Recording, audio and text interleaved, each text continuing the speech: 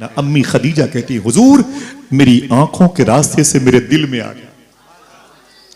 किसी के गजल का शेर है, उनकी नजर से मेरी नजर 10 बजे मिली और 10:10 पे मुसलमान हो गया। अम्मी खदीजा कहती हुजूर को देखा तो मैं तलब गई। अल्लाह अकबर। अम्मी खदीजा कहती मैं अपने घर आ गई, हुजूर की यादें मेरे घर आ गई, हुजूर की यादें मेरे घर आ गई। मैं तन्हाई में होती तो हुजूर मुझे याद आते। शायर ने क्या कहा, या रसूल अल्लाह दिन तो हंस बोल के बच्चों की तरह बीत गए, या रसूल अल्लाह रात आई तो तेरी याद ने सोने न दिया। अम्मी खदीजा कहती हुजूर मुझे याद आते। मेरी खामोशी देख करके मेरी सहेली ने कहा, है खदीजा क्या बात है, तू बड़ी खामोश रहती है। मैंने कहा मुझे तीसरी शादी करना है। पहले इनकार किया था, अब वो खुद कहती हैं कि मुझे तीसरी शादी करना है। सहेली ने कहा खदीजा तू तीसरी शादी किससे करना चाहती, तूने तो कहा था मुझे मर्दों से नफरत हो गई है। दिल कहे तो सुभान अल्लाह कहना। अम्मी खदीजा कहती हैं जिससे तीसरी शादी करना चाहती हूँ वो सिर्फ मर्द होता तो रिश्ता ना करती, वो तो हसीनों का सरदार मालूम हो रहा है। आया। अल्लाह अकबर अल्लाह अकबर। बोले किसकी बातें करती है, तो खदीजा कहती है आमीना के लाल की बातें करती है। आपकी शादी, आपकी बेटियों की, आपके बेटों की शादी, बैठे हैं आप उलमाए किराम के पास, मस्जिद में बैठे हैं, उनके हुजरे में बैठे हैं, आप चाय खानों पर बैठे हैं, कहते हैं कि भाई दुआ करो मेरी बेटी है, तो सामने वाला कहता है कि अच्छा जवान है, हाँ माशाल्लाह। तो मेरे एक दोस्त हैं उनका एक बेटा है, अगर बात बन जाए तो क्या बेहतर है। ऐसे ही रिश्ते हो जाते हैं। साहिबो आज मैं बताता हूं कि हुजूर का रिश्ता कैसे हुआ, इसे याद रखोगे इंशाअल्लाह, दिल से बोलो।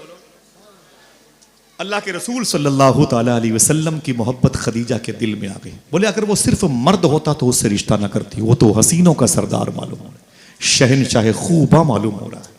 बोले किसकी बातें करती हो, बोले अल्लाह के रसूल की बातें करती हूँ। तो सहेली ने कहा फिर, कहा मैं चाहती हूं कि मेरा रिश्ता आगे बढ़ाओ।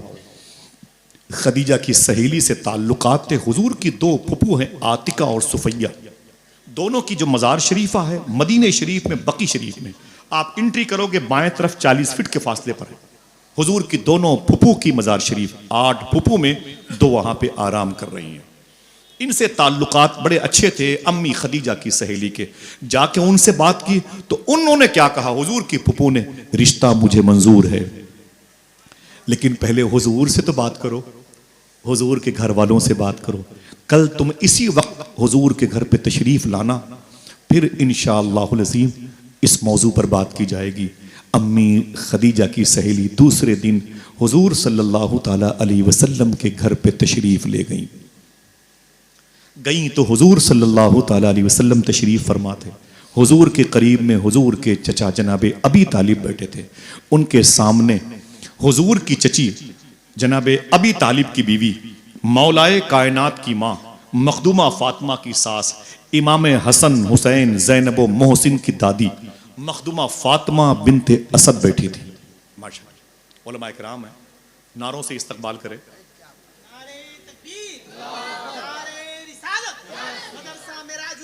माशाअल्लाह अल्लामा क़यामुद्दीन साहब क़िबला, उलमा इकराम जितने बैठे हैं अल्लाह सबके वरूद मसूद को अपनी बारगाह में कबूल फरमा ले। आमीन कह दो, हाथों को उठा के बोलो लब्बैक या रसूल अल्लाह। उलमा इकराम को अल्लाह तवील उम्रों से नवाजे, आमीन कह दें। अल्लाह इनकी छोटी तनख्वाहों में खूब बरकतें अता फरमाए, आमीन कह दें इंशाअल्लाह। सुने अल्लाह के रसूल का फरमान, अन निकाहो मिन सुन्नती, निकाह ये मेरी सुन्नत है। बातें समझ में आ रही हैं, बोलो भाई। अम्मी खदीजा की सहेली ने एंट्री किया हुजूर के घर में, हुजूर का रिश्ता लेकर के। सुनना साहिबो बहुत तवज्जो के साथ, बहुत ज्यादा वक्त आपके पास में नहीं, मेरे पास नहीं है। जैसे एंट्री किया हुजूर के घर में तो बड़ी खुश थी, मुबारक हो मुबारक हो मुबारक हो। तो मखदूमा फातिमा बिनते असद ने कहा, क्या बात है, मेरे घर पे बड़ी खुश हो के अंदर एंट्री करती है। तो खदीजा की सहेली ने कहा, ऐ मखदूमा फातिमा बिनते असद, मैं रिश्ता लेके आई हूं। तो फातिमा बिनते असद ने कहा, किसका रिश्ता लेके आई है? कहा खदीजा का रिश्ता लेके आई है। देखना कौन सुभान अल्लाह कहता है। कहा खदीजा किससे रिश्ता करना चाहती है? तो इशारा करके बोली खदीजा इस मोहम्मद अरबी से रिश्ता करना चाहती। इतना सुना तो हुजूर मुस्कुराए और हुजूर की बारगाह नूर और करम से आवाज आई। देखना फिर कौन कहता है सुभान अल्लाह। हुजूर ने फरमाया अजीब बात है, ये जो खदीजा की सहेली मेरे पास अभी रिश्ता लेके आ रही है ना, इसे खबर ही नहीं है कि बहुत पहले अल्लाह ने इस रिश्ते की खबर दे रखी है मुझको। अल्लाह अल्लाह अल्लाह अल्लाह। हुजूर मुस्कुराए, अल्लाह के रसूल मुस्कुराए। ये मुस्कुराना यस की निशानी है, ये मुस्कुराना रिश्ते को एक्सेप्ट करने की निशानी है। हुजूर ने रिश्ते को कबूल कर लिया, हुजूर की शादी की बात पक्की हो गई। जरा मोहब्बत से कह दो सुभान अल्लाह। साहिबो सुनना, कोई और काम ना करे तो बेहतर है। सुन लें, थोड़ी देर के बाद है, आप मेरे दिल में है, मुझे एक अलग उनसियत है इस जमीन से, उलमाए किराम से। सुन ले थोड़ी सी बात। अल्लाह के रसूल की शादी का दिन आया। अल्लाह के रसूल दूल्हा बनने वाले, शबे असरा का दूल्हा दूल्हा बनने वाला। अल्लाह के रसूल की यूं समझ लें कि वहां की तहजीब और सकाफत की बुनियाद पर आज बारात जाएगी। हुजूर के पास हुजूर के चचा आए, जनाबे अबी तालिब। कहा आए मेरे भतीजे, आज तुम्हारी शादी है। हुजूर ने फरमाया बिइज़्निल्लाह, अल्लाह की तरफ से। कहा आज तुम दूल्हा बने। कहा अल्लाह की मर्जी है। तो मालूम क्या कहा हुजूर के चचा ने, सुनने का और से फरमाया कि आए मेरे भतीजे, मैं चाहता हूं कि अपनी शादी में किसी को चीफ गेस्ट बना लो, किसी को खुसूसी मेहमान बना लो। जनाबे अबी तालिब ने कहा मैं चाहता हूं कि अपनी शादी में किसी को खुसूसी मेहमान बना लो। अल्लाह के रसूल रोने लगे। अगर मैंने कपिल शर्मा के ड्रामे बयान किए होते तो आप हंसते, सब के सब हंसते। उमर शरीफ के लतीफे होते तो सब हंसते। आइए मैं बताऊं कि हुजूर रोए थे तो क्यों। सुने गौर से, अगर दिलों को आप रोशन करना चाहते हैं तो मुअद्दब तरीके से हुजूर की बातें सुने। 30 साल की लाइफ में अल्लाह का शुक्र है कभी मैं बेवजू नहीं बैठा स्टेज पर। एक बात सुन ले आप, अल्लाह माफ फरमाए कभी ऐसी गलती हो गई तो कभी नहीं बैठा। 11-11 घंटे बैठता था। मैंने कभी जो हुजूर की नात पढ़ी गई तो मैंने नात सुनी, तकरीर की गई तो तकरीर सुनी। मैंने उसके अलावा कोई दूसरा काम नहीं किया। 10-10 घंटे की वीडियो निकाल के आप देख ले। हुजूर का जिक्र, सूफिया फरमाते हैं कि हुजूर के जिक्र का कमाल यह है कि हुजूर की मौजूदगी में होता है। समझ रहे आप? तो जब हुजूर हो और बातें हुजूर की हो तो फिर किसी की बात ना हो, कोई और काम ना हो। भाई समझे ये क्या मतलब है? सबके पास अपने अपने आलात मौजूद हैं, आले समात के तौर पर। लग जाएं अपने अपने काम में। हम लोगों के भी नंबर लाखों लोगों को दिए हुए हैं, हम लोग भी लग जाएं अपने अपने काम में। सुने तवज्जो के साथ, हुजूर का फरमान है अन निकाहो मिन सुन्नती, निकाह मेरी सुन्नत है। क्या सुन्नत है हुजूर की, क्या तरीका, क्या निशानी, क्या शायर है हुजूर के। अल्लाह के रसूल से जनाब अबी तालिब ने कहा, अरे मेरे भतीजे, मैं चाहता हूं कि आज आप अपनी शादी में किसी को चीफ गेस्ट बना लें, किसी को खुसूसी मेहमान बना लें। हुजूर रोने लगे। सुनना साहिबो, हुजूर रोने लगे। अल्लाह के रसूल ने फरमाया, चचा कैसी बातें करते हो, मुझसे कहते हो अपनी शादी में किसी को चीफ गेस्ट बना लूं। किसे बनाऊं? जब मैं 2 महीने का अपनी मां के पेट में था, गोद में नहीं, जब मैं 2 महीने का अपनी मां के पेट में था, मेरे अब्बू का हजरत अब्दुल्ला का मदीने शरीफ में दारे नाबगा मोहल्ले में इंतकाल हो गया था। क्या मतलब? हुजूर पैदा नहीं हुए, यतीम हो गए। अभी हुजूर जमीन पर नहीं आए कि हुजूर के अब्बू का इंतकाल हो गया। मेरे आका फरमाते हैं, ऐ मेरे चचा, जब मैं 2 महीने का अपनी मां के पेट में था, अम्मी आमिना के शिकम में, तो मेरे अब्बू का मदीने शरीफ में इंतकाल हुआ था, दारे नाबगा मोहल्ले में। आज से तकरीबन 70 साल पहले उनकी कब्र शरीफ ट्रांसफर हुई थी, बकी शरीफ में तदफीन अमल में आई थी। एक अलग टॉपिक की कभी बात करूंगा। मेरे आका फरमाते, जब मैं 6 साल का था, कितने, ये बच्चा कितने साल का होगा भैया? 7-8 साल का होगा। वो बच्चा देखें, वो भी 6-7 साल का होगा। इस बच्चे को अभी खड़ा कर दिया जाए ना, आप कहोगे हाँ ये बच्चा 6-7 साल का है। अल्लाह के रसूल की उम्र शरीफ भी, हुजूर फरमाते हैं, चचा मुझसे कहते हो मेरी शादी में कि चीफ गेस्ट बना लो किसी को, किसको बनाऊं? जब मैं 6 साल का था तो अपनी अम्मी के साथ पहली मरतबे मैंने मदीने शरीफ का सफर किया था। दूसरा सफर जनाब जिब्रील के साथ किया था। तीसरा सफर खलीफे अव्वल सिद्दीक अकबर के साथ किया था। मेरे आका फरमाते, मैं 6 साल का था, और अपनी माँ अम्मी आमिना की उंगलियां थाम के 480 किलोमीटर का सफर मैंने मदीने शरीफ का किया था। मदीने शरीफ में मुनाफिकीन की रेशा दवानियों की वजह से, ईसाइयों की बदतमीजी की वजह से मेरे आका फरमाते मेरी माँ मुझे खामोशी से लेकर के वापस मक्के शरीफ आ रही थी। मेरी माँ की उम्र 23.5 और 24 साल के आसपास की थी। हुजूर फरमाते मेरी उम्र 6 साल के आसपास की थी। जब मक्के और मदीने के बीच में एक पहाड़ी है, उसको अबवा शरीफ कहते हैं। मेरे आका फरमाते जब उस पहाड़ी पर मेरी माँ और मैं पहुंचा, पूरा ग्रुप था, पूरा काफिला था। मेरे आका इरशाद फरमाते हैं जब मैं उस पहाड़ी पर पहुंचा तो सबने कहा कुछ दिनों तक यहां कयाम कर लिया जाए। मुझे कयाम करने की मोहलत मिली। अचानक मेरी मां की तबीयत अलील हो गई। मां मां होती है। दे दीजिए, नहीं बोलिए मत, उससे कुछ मत बोलिएगा, खाली बस खामोश बैठे रहें बस सब लोग। अल्लाह के रसूल इरशाद फरमाते हैं मेरी मां की तबीयत बिगड़ गई, मेरी मां की तबीयत अलील हो गई। सरकार इरशाद फरमाते हैं मुझे काफिले के लोगों ने बुलाया, बोले मोहम्मद ताल इधर आ। हुजूर फरमाते मैं 6 साल का था, मुझे बुलाया गया। मक्के के बड़े बड़े धुरंधर लोग थे, 70-70 साल के उम्रों के बड़े बड़े नवाबान मक्का थे। बोले मोहम्मद सल्लल्लाहु अलैहि वसल्लम, मेरे आका फरमाते क्या बात है? सब ने कहा काफिले को मक्के लेके जाना है। सुनने में आया कि तुम्हारी मां की तबीयत खराब है। मेरे आका रोने लगे, फरमाया हाँ मेरी मां की तबीयत अलील है। तो काफिले के लोगों ने कहा कि 2 दिन हम का मौका हम तुम्हें देते हैं, अपनी मां की शिफा की दुआ करो। 2 दिन के बाद काफिला मक्के जाएगा। हुजूर ने फरमाया कि ठीक है, देखते हैं क्या रब की मर्जी है। अल्लाह के रसूल अपनी मां के पास आए। हुजूर की मां तशरीफ फरमा। अल्लाह के रसूल सल्लल्लाहु ताला अलैहि वसल्लम फरमाते हैं मेरी मां की तकलीफ बढ़ती गई, मैं परेशान होता चला गया। साहिबो कभी दर्द सहा हो तो जानो, कभी तकलीफें झेली हो तो जानो, ये दर्द तो सिर्फ फलस्तीन वालों के हिस्से में आया, ये तकलीफें तो मुहाफिजीन बैतुल मुक़द्दस के हिस्से में आई है। हमने 800 रुपये किलो का गोश्त खाया है, हमें क्या पता तकलीफ किसे कहते हैं। ये सकीना और जैनब जानती हैं, इमाम ज़ैनुल आबिदीन इमाम बाक़िर जानते हैं। हमें नरम गुदास बिस्तरों पे सोने की आदत हो गई। हमें 4 साल की बच्ची को गर्म रोटियां ना लाने पर जूतों से मारने का शौक हो गया है।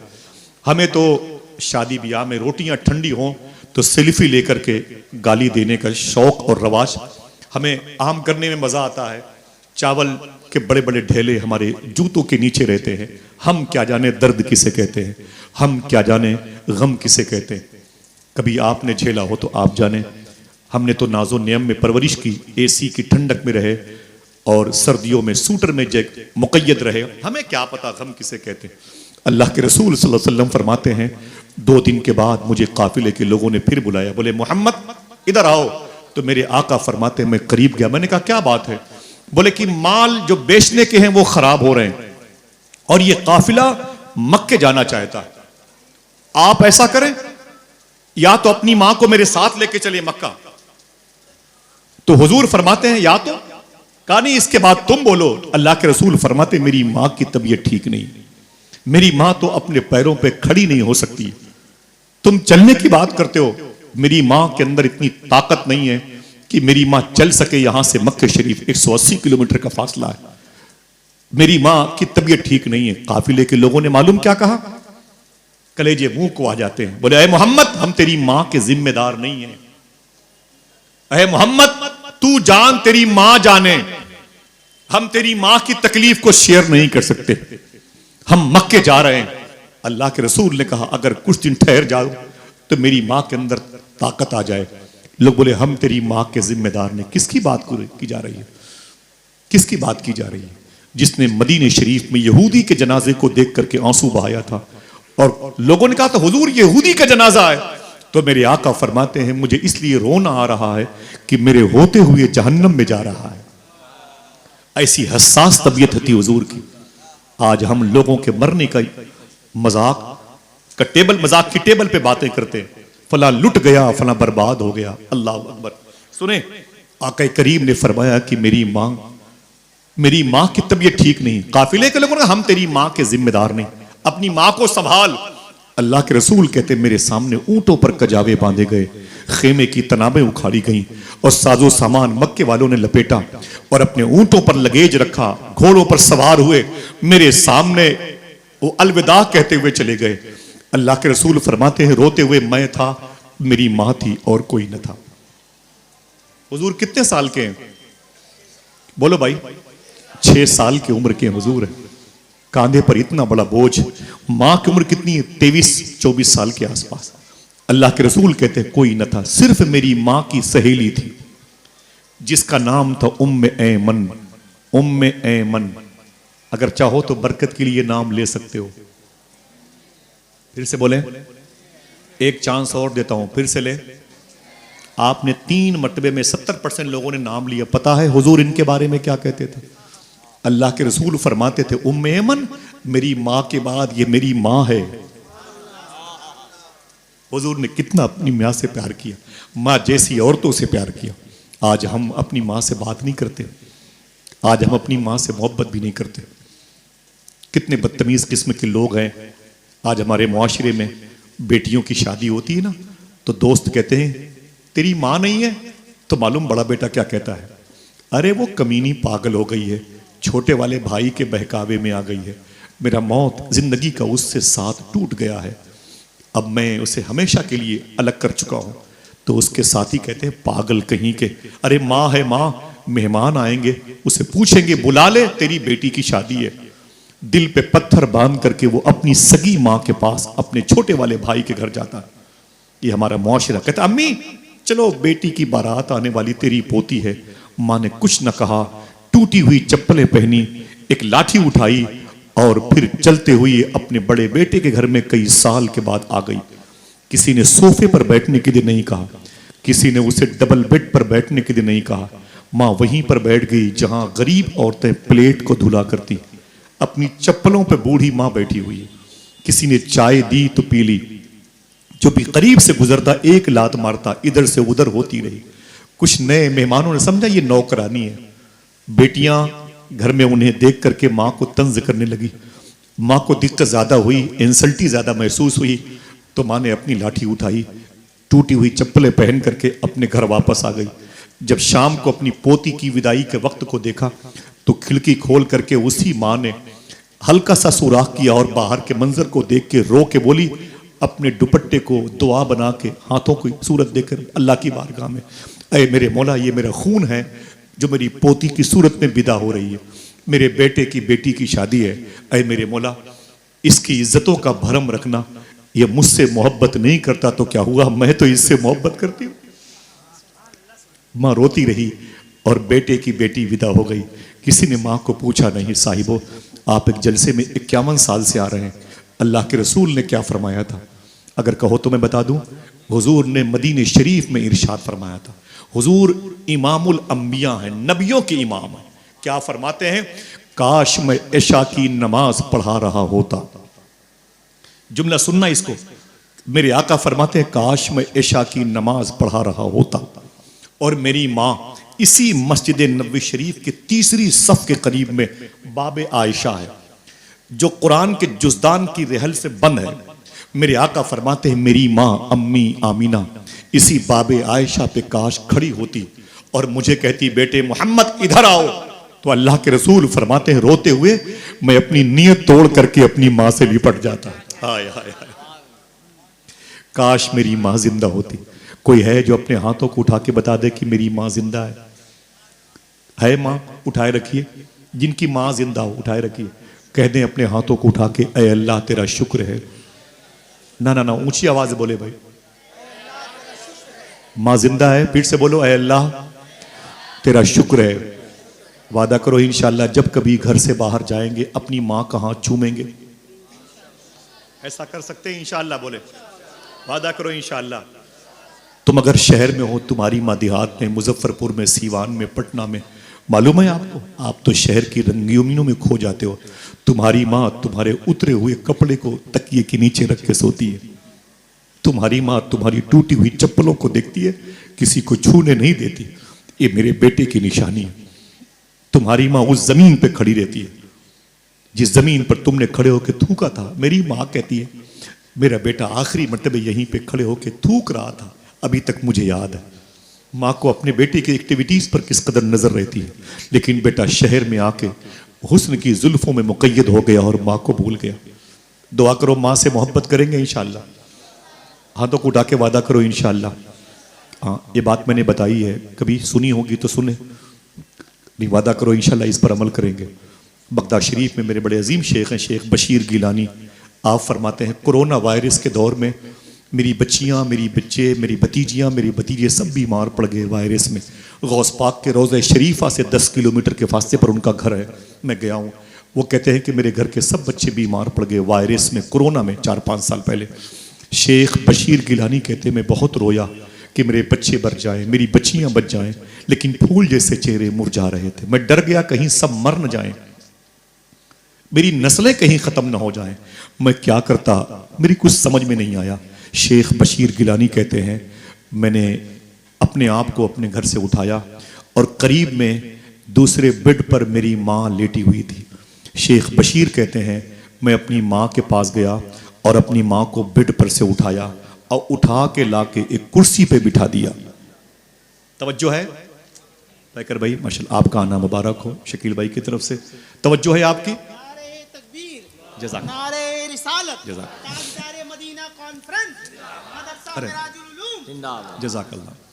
अल्लाह उलमाए किराम की मोहब्बतें कबूल फरमाए माशाल्लाह। मैं इसे बगदाद शरीफ लेके जाऊंगा इंशाअल्लाह। आपका तोहफा बगदाद शरीफ लेके जाऊंगा। मेरे बड़े भाई हिंदुस्तान के सबसे शोर आफाक नाजिम जनाब मोहतरम कफील अंबर साहब तशरीफ लाए, इजाज़त। सुभान अल्लाह। बैकर भाई तशरीफ लाए हैं, ज़रा कोई खामोशी से कह दे अपने हाथों को उठा के सुभान अल्लाह। ऊँचे बोले लब्बैक या रसूल अल्लाह।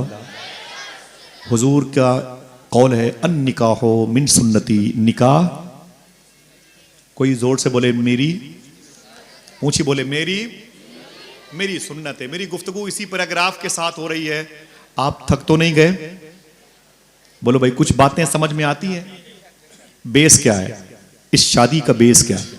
अल्लाह के रसूल ने क्या फरमाया था, क्या फरमाया था मालूम है? आप फरमाते हैं मेरी माँ काश जिंदा होती, मैं इशा की नमाज पढ़ा रहा होता और मेरी माँ मुझसे कहती मेरे बेटे मोहम्मद इधर आ, तो मैं नीयत तोड़ करके अपनी माँ से लिपट जाता। माँ से मोहब्बत करोगे इंशाअल्लाह? बोलो भाई इंशाअल्लाह बोले। हाँ। शेख बशीर गिलानी फरमाते हैं कि जब मेरी बच्चियों की, मेरे बच्चों की तबीयत अलील ज़्यादा हो गई, मैं परेशान हो गया। मैं क्या करता, मैंने अपनी बूढ़ी माँ को उठा लिया, उठा करके मैंने उसे कुर्सी बिठाया, अल्लाह क़यामत बिठाया, और फिर मैंने अपनी माँ के पैरों के नीचे एक टप प्लास्टिक की बाल्टी ला के उसे रख दी। एक लोटे में पानी लाया और अपनी माँ के पैरों को मैंने धुला। धुलने के बाद मैंने अपनी माँ को उठाया, बेड पे सुला दिया। बाल्टी में मेरी माँ के पैरों का धोवन था। मैंने अपनी बच्चियों को, अपने बच्चों को बुलाया।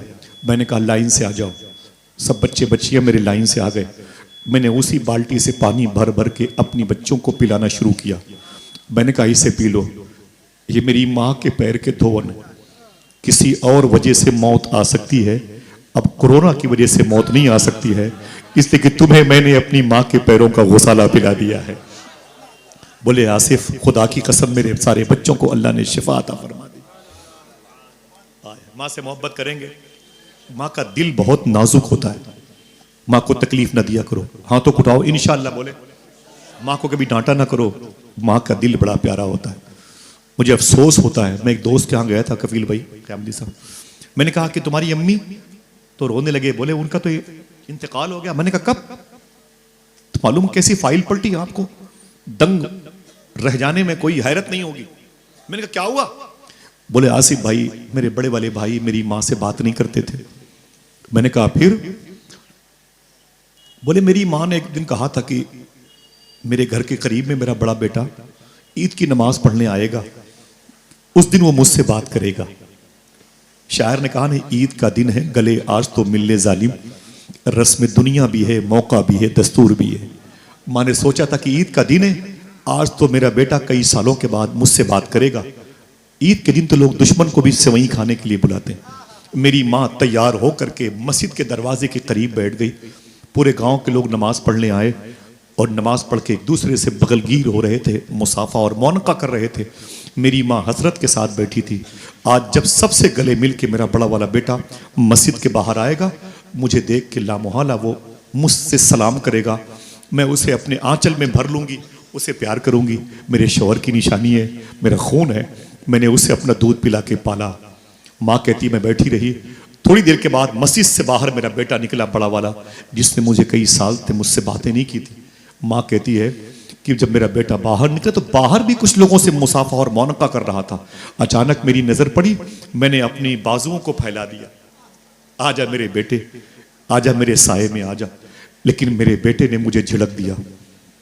वो कहता है मेरी माँ कहती है मैंने अपने दामन को फैला रखा था, लेकिन मेरे बेटे ने मेरी तरफ तवज्जो नहीं की। मुझे घूर के देखा और जोर से चप्पलें पटकी और अपने घर की तरफ चला गया। उसने मां से बातें नहीं की। मैंने कहा फिर? बोले मां को तकलीफ बहुत हुई। मां उठी और घर के आंगन में आ गई। मां रोने लगी। मैंने कहा अम्मी क्या हुआ? बोले कम से कम ईद के दिन तो बेटे को मुझसे मिलना चाहिए, लोग दुश्मनों से मिलते हैं, बस आप दंग रह जाएं। वो कहता है आसिफ भाई, मेरी मां ने दाहिना हाथ अपने सीने पे रखा और कहा हाय मेरे बेटे, हाय मेरे बेटे, मेरा कसूर क्या है कि तुमने मुझसे बात नहीं की? ईद का दिन बस इतना कहते कहते 10 मिनट में मेरी मां का इंतकाल हो गया। समझ रहे हैं आप? मां इतनी हसास तबीयत की होती। कुछ भी करना चाहो तो आप कर सकते हो मां की दुआ लेके। हुजूर गौस पाक के शहजादे सैयद शबाहत मियां फरमाते हैं, सरकारे महबूब इलाही फरमाते हैं, जब तक मेरी मां जिंदा थी मेरा कोई काम रुका नहीं। जब तक मेरी मां जिंदा थी मेरा कोई काम रुका नहीं, और मेरी मां के इंतकाल के बाद भी मेरा कोई काम रुका नहीं। किसी ने पूछा मां के इंतकाल के बाद क्या होता था? तो सरकारे महबूब इलाही फरमाते थे, मेरी मां के इंतकाल के बाद मैं अपनी मां की कब्र पे जाता था, ऊपर बैठ के मैं दुआ करता, मेरी मां कब्र के नीचे आमीन कहती थी, मेरा काम हो जाता था। आय हाय हाय, मां मां होती है। हाथों को फिर उठा के वादा करो मां से मोहब्बत करेंगे इंशाअल्लाह। इंशाअल्लाह बोले मां, और अगर मां तुम्हारी नहीं हो, कब्रों में हो, तो मां के पास जाया करो इंशाअल्लाह। तुम्हारी मां तुम्हारा इंतजार करती है, कब्रों में तुम्हारा इंतजार करती है। जाओगे इंशाअल्लाह? बोलो भाई। बड़ा ही मुबारक वजूद है जिसे मां कहते हैं। ये लफ्ज अगर कोई गूंगा भी अदा करता है ना, लगता है उसने अपने मुंह में मिस्री की डली रखी है। अल्लाह आपकी माओं को सलामत रखे, आमीन कह दो। मेरी मां नहीं है। मेरी मां इमाम हुसैन से बड़ी मोहब्बत करती थी और गौस पाक से बड़ी मोहब्बत करती थी। मेरी मां का इंतकाल भी आशूरा के दिन सुबह को 7 बजे हुआ था। मेरी मां का बड़ा फैज है, मैं अक्सर उसकी चप्पलों को अपनी टोपी में रखता था। मेरी टिकट कभी कभी कंफर्म नहीं होती तो मैं मां से दुआ लेता था, मेरा सफर आसान हो जाता था। आज भी रातों को जब जाता हूं जलसों से वापस 1:30-2 बजे, तो मां की कब्र के करीब बैठता हूं, उसकी कब्र की मिट्टी को चूमता हूं तो काबे के दरोबाम की महक आती है। अल्लाह की रजा हासिल करने के लिए सबसे मुबारक जीना है जिसे माँ कहते हैं। हुजूर ने क्या कहा था, फिर रिवर्स कर दूं, काश मेरी माँ जिंदा होती, मैं इशा की नमाज पढ़ा रहा होता और मेरी माँ बाबे आयशा के करीब खड़ी होकर बोलती बेटे मोहम्मद इधर आओ, तो हुजूर फरमाते मैं नीयत तोड़ करके अपनी माँ से लिपट जाता। माँ से मोहब्बत करोगे इंशाअल्लाह? बोले वादा करो कभी झिड़कना नहीं इंशाअल्लाह माँ को। माँ का हाथ चूम के बाहर जाओगे तो कामयाब रहोगे इंशाअल्लाह। बोले यही जलसों का मकसद है। और क्या है साहिबो, हमारे पास कोई जादू की छड़ी तो है नहीं। अल्लाह के रसूल से जनाबे अबी तालिब ने कहा, अय मेरे भतीजे आज तुम्हारी शादी है, किसी को चीफ गेस्ट बना लो। तो हुजूर ने क्या कहा, किसे बनाऊं? 2 महीने का अपनी माँ के पेट में था तो मेरे बाप अब्दुल्ला का इंतकाल हुआ। जब 6 साल का था तो अबुआ शरीफ की वादी पे, अबुआ शरीफ की वादी में मैं था, मेरी रान पर मेरी माँ थी। 23.5 और 24 साल की मेरी माँ थी। 6 साल के हुजूर हैं, 6 साल के हुजूर। किसी बच्चे की उम्र हो तो उसे खड़ा करके देख लो, इस उम्र में हुजूर पर कितना लोड आया। क्या कहता है वो अली शाह कलंदर पानीपति के रोजे के करीब लेटने वाला अल्ताफ हुसैन हाली, वो नबियों में रहमत लकब पाने वाला, मुरादे गरीबों की बर लाने वाला, उतर कर हिरा से सुए कौम आया और एक नुस्खे कीमिया साथ लाया। नुस्खे कीमिया आपको मयस्सर आया है, संभाल के रखो वरना ये बर्फ की सिल है, पिघल जाएगी। समझ रहे हैं आप? ये नेमत पिघलने ना पाए। मौत के वक्त रहे तेरा तसव्वुर ऐसा, मलकुल मौत भी कुछ देर को हैरान रहे। एक मिसरा पढ़ता हूँ बस। या रसूल अल्लाह, किस्मत को चमकाने वाले कैसे होंगे? एक शख्स शेर पढ़े तो एक शख्स दाद दे दे तो काम हो जाता है।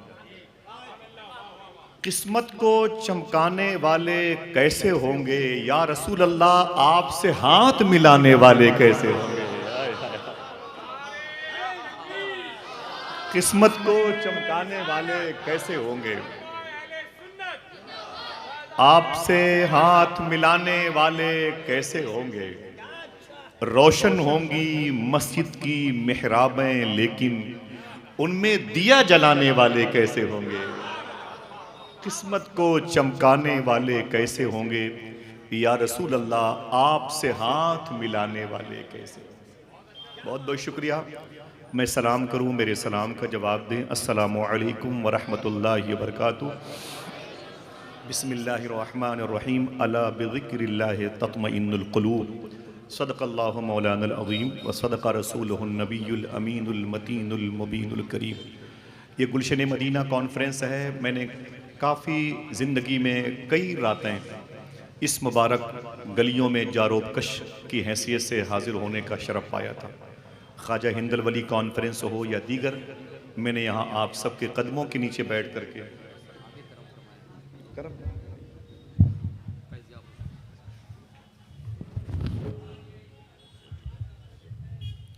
बड़ी रातें गुजारी हैं इन गलियों में।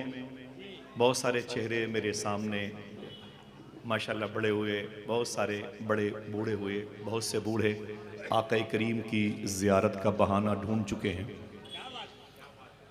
दुआ करें कि अल्लाह हम सब का ईमान पर ख़ात्मा अता फ़रमाए। आज भी जलसों से, हुजूर की मजालिस से दिलचस्पी हमारे दिलों में पाई जाती है बतौफ़ीक़ इलाही। अल्लाह इसे सलामत रखे। ये देन है मकतब की, मदरसों की। हमारी नज़र में Saint Xavier, Saint Joseph, Mother Teresa school की बड़ी अहमियत है।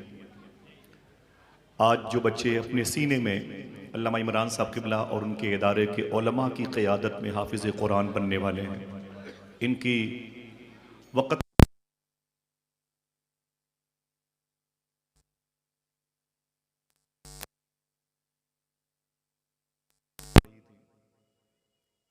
अचानक एक लड़का कोट पैंट टाई लगा के साइकिल से बड़ी तेजी से गया, 5-6 साल का। तो एक औरत ने पीछे मुड़ के देखा तो उस बच्चे ने उस औरत को देखा और कहा, मॉम बाय बाय। ये कह के बच्चा हाथों को हिलाया और बाय बाय कह के चला गया।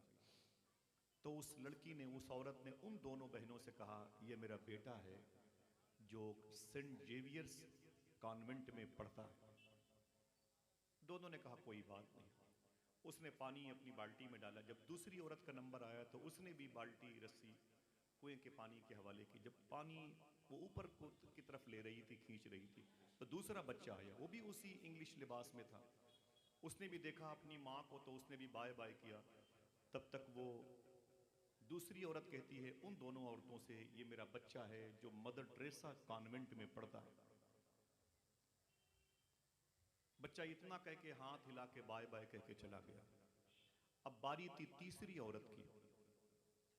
जब तीसरी औरत पानी भरने के लिए बाल्टी कुएं के हवाले करती है और पानी बाल्टी पे कब्जा करता है तो उसे खींचना शुरू करती है, तब तक तीसरा बच्चा फटा हुआ कुर्ता, सर पे टोपी रख के करीब से गुजरा। तो उसने देखा कि मेरी माँ कुएं से पानी भर रही है। बच्चा बाय हाय कह के आगे नहीं गया, अपनी माँ के पास आ गया। उसने अपनी माँ को देखा तो माँ के पानी भरने में सपोर्ट किया, माँ की मुश्किलात को शेयर किया। पानी ऊपर आ गया, माँ को राहत मिल गई तो उसने अपनी माँ का हाथ चूमा और चला गया। तो उस औरत ने उन दोनों औरतों से कहा, ये मेरा बच्चा है जो मदरसे में पढ़ता है।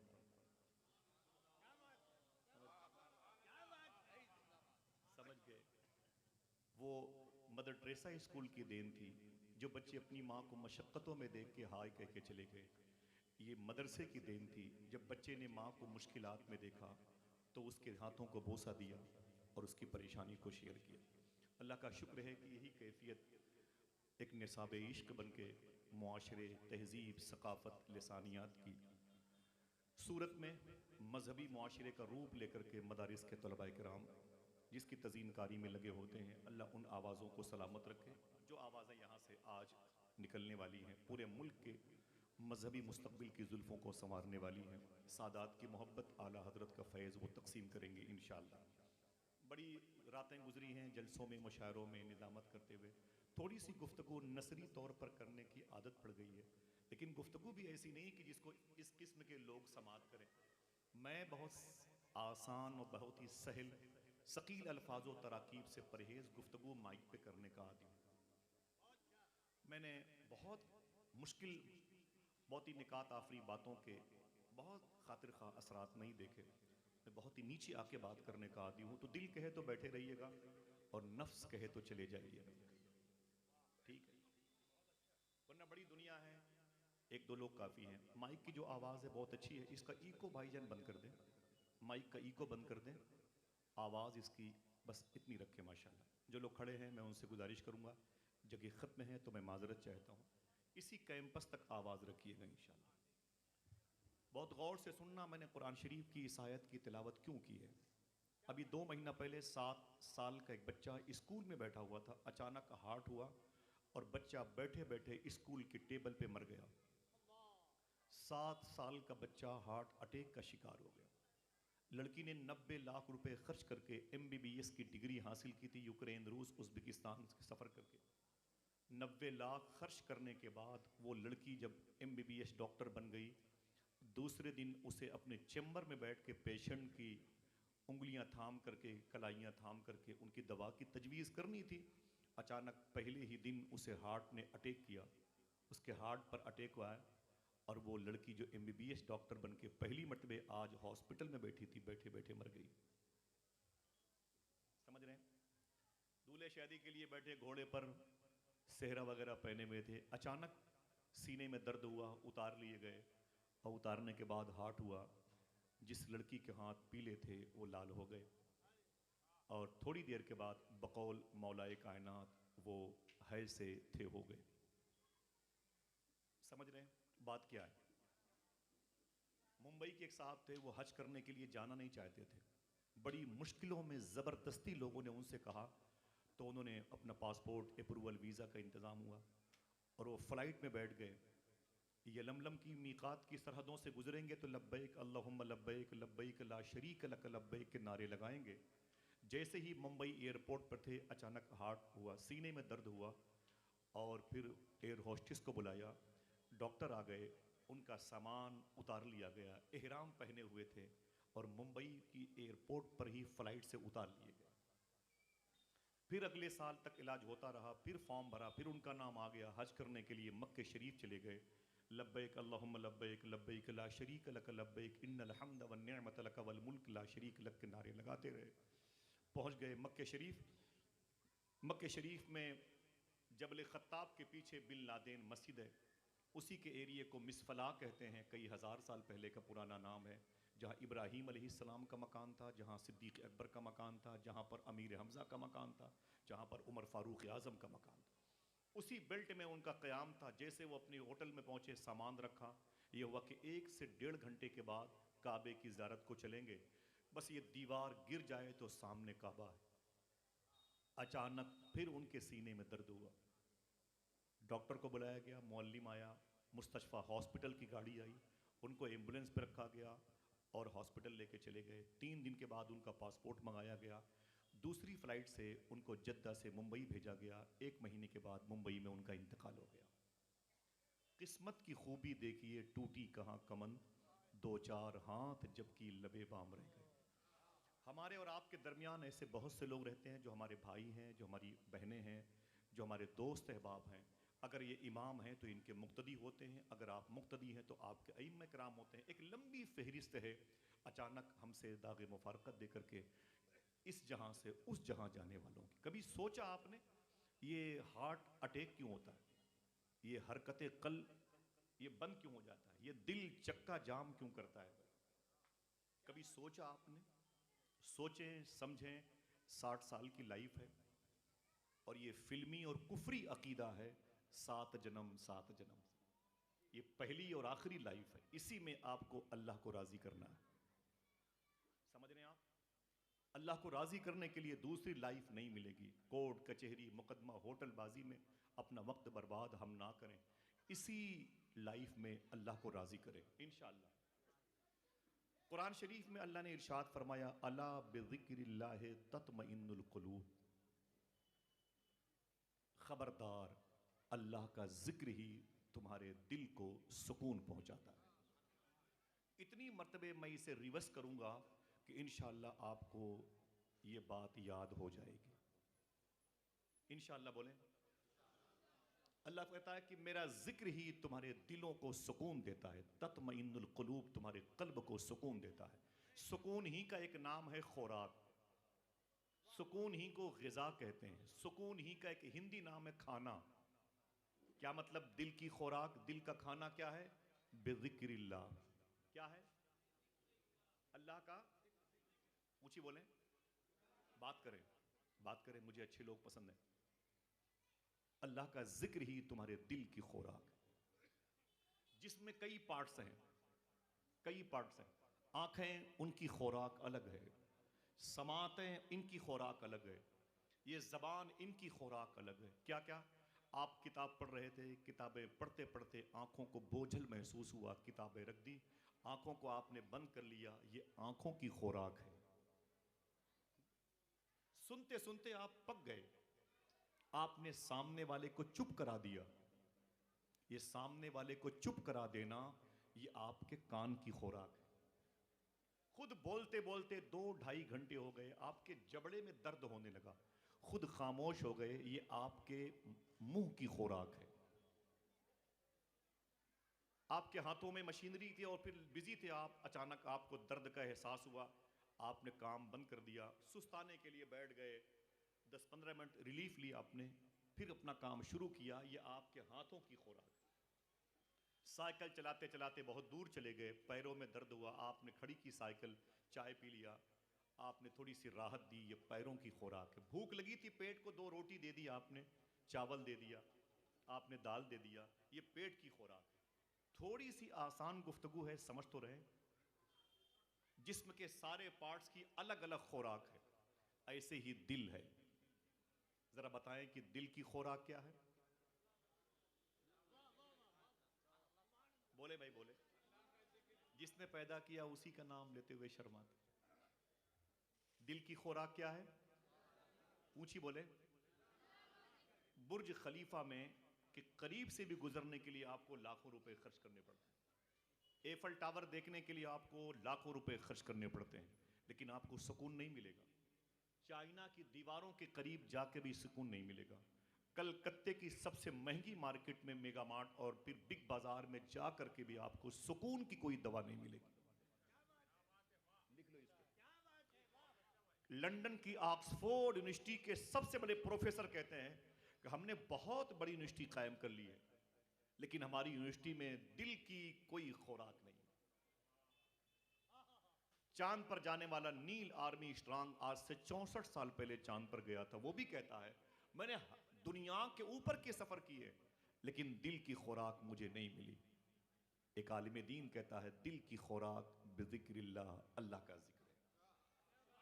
कोई पूछे कि दिल को अगर भूख लगे तो उसे क्या देना चाहिए, तो क्या बताओगे? अल्लाह, अल्लाह का जिक्र। यही है जिक्र अल्लाह का जो तुम्हारे दिलों की खुराक है। और दिल क्या है? ये बादशाह है। अगर बादशाह ठीक ठाक होगा तो ये हाथ पांव उसकी फौज है, ये भी काम करेगी, है कि नहीं? ये भी काम करेगी मेरे भाई, वरना ये हाथ चोरी करेगा, आंखें ये बदनिगाही करेंगी, ये कान गाने बजाने सुनेंगे, जबान गालियां देंगी, पांव बुराइयों की तरफ जाएंगे। आजाद हो जाएगी फौज, अनारकी फैल जाएगी, पूरे मुल्क में बदअमनी फैल जाएगी। अगर दिल बादशाह मुकय्यद हो गया नफ्स और शर के चक्कर में। लिहाजा आपसे कोई पूछे आपके दिल की खुराक क्या है, तो क्या बताओगे? बोलो भाई। अब पता चला किसी मदरसे के तालिबे इल्म को कभी हार्ट अटैक नहीं होता। एक बात निकली, साइंस भी कहती है कुरान पढ़ने वालों को हार्ट नहीं हो सकता। हाँ, एक सूरत है अल्लाह वालों को, उलमा को हार्ट हो सकता है, वो जिसका दिल हुजूर की मोहब्बत में तड़पता है, जिसके बारे में चुपके से इशारा भी किया गया, जान है इश्क मुस्तफ़ा रोज फजू करे खुदा, जिसको हो दर्द का मजा नाजे दवा उठाए क्यों। मदीने जाने वाले जा रहे थे, एक आशिक ने अपनी गुर्बत को याद किया, मुफलिसी को याद किया, आंखें तड़प गईं, दिल टूट गया। ये कैसा इंसान है, मुक्तदी होके जा रहा है, मैं इमाम होके घर बैठ गया। बस एक चोट लगी और आखिरी हिचकी ली और पता चला कि इंतकाल हो गया। ये हुजूर की मोहब्बत में अपने आप को फना करना, ये शोहदाए बद्र का फैज़ है। समझ रहे हैं? बकिया किसी भी उलमा को, किसी तालिब इल्म को हार्ट नहीं हो सकता, क्योंकि दिल की खुराक इनके पास मौजूद है। फिर से बताएं कि दिल की खुराक क्या है? ऊंची बोले। अब इस खुराक की तरफ तवज्जो देंगे इंशाअल्लाह। बोले इसका बेनिफिट कितना होगा? देखिए आप, ये हिंदुस्तान की ज़मीन है। हुजूर सल्लल्लाहु अलैहि वसल्लम हिंदुस्तान में आए नहीं, सिद्दीक़ उमर नहीं, फ़ारूक आज़म, उस्मान गनी नहीं, सरकारान हसनैन करीमैन नहीं, इमाम ज़ैनुल आबिदीन, इमाम बाक़िर, इमाम जाफ़र सादिक़, इमाम मूसा काज़िम, इमाम अहमद रज़ा, इमाम जवाद तकी, इमाम अली नकी, इमाम हसन अस्करी नहीं आए। हुज़ैफ़ा यमानी, जनाब ज़ुहैर बिन क़ैन नहीं आए। फिर ये इस वक्त मौजूदा हिंदुस्तान में बनाम मुसलमान 1.5 अरब से ज़्यादा लोग पाए जाते हैं। ये गैर मुनक़सिम हिंदुस्तान, पूरी 8 अरब की आबादी में पूरी दुनिया में 150 करोड़ बनाम मुसलमान हैं, जिनमें हिंदुस्तान में गैर मुनक़सिम में तकरीबन 80 करोड़ है। मुझे बताओ कि इन्होंने कलमा कैसे पढ़ा? हुजूर तो कभी आए नहीं। कौन आया है एलाए कलमतुल हक बुलंद करने के लिए? उसके आने का अंदाज क्या था? आज इतनी बड़ी तादाद हो करके हम कुछ नहीं कर सकते। गरीब नवाज ने तनहा 90 लाख लोगों को कलमा पढ़ाया। हमने कह दिया, आपने सुभान अल्लाह कह लिया। गौर तो करो मेरे भाई, क्या तकनीक थी उनके पास। मालाबार की ज़मीन है, इजाज़त दीजिए। मालाबार की ज़मीन है, अल्लाह के रसूल के शहर का एक छोटा सा काफिला आज से 1350 साल पहले बिजनेस करने के लिए साहिले समुंदर पे उतरा। जैसे साहिले समुंदर पे उतरा, उसने उसी समुंदर के पानी से वजू किया और वजू करने के बाद मुसल्ले बिछाए, नमाज इश्क अदा की, तस्बीह लेके बैठ गए, अल्लाह अल्लाह अल्लाह। इस दौर की, इस असर की खिताबत से के पैटर्न से अलग गुफ्तगू है। सुनना शायद किसी के दिल को भा जाए। वो तस्बीह लेके बैठ गए, अल्लाह अल्लाह अल्लाह। फारिग हुए, यहाँ के हिंदू भाइयों ने करीब आकर के पूछा, आप लोग कौन हैं? कहा, हम मुसलमान हैं। कहा, ये अभी क्या कर रहे थे? कहा, दिल को उसकी खुराक दे रहे थे। कहा, कहाँ से आए हैं? कहा, मदीने शरीफ से आए। नाम सुना मदीने का, क्या करने? बोले बिजनेस करने।